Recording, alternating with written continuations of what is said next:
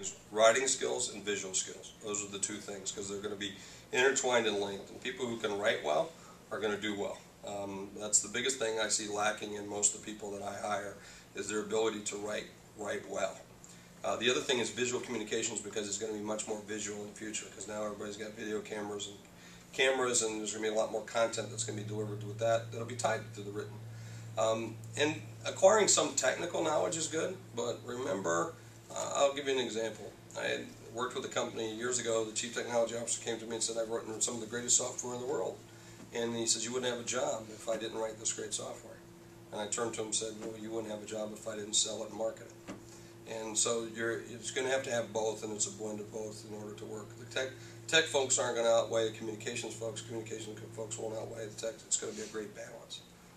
From my perspective, there's a lot of talk about joining the conversation. It's almost become cliche, and I think it's that, but I think even more importantly for PR professionals, it's listening to the conversation. So what I talked about in my speech about taking all this data and seeing what we can glean from it.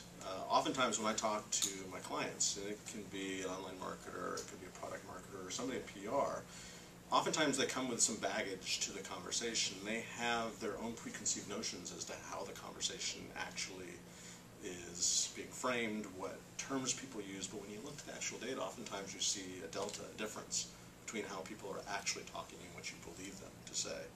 And it's opening your eyes and looking at all that data to see how you can make your message more well-rounded and more tailored to the actual conversation. So listening as important as participating. Two more questions.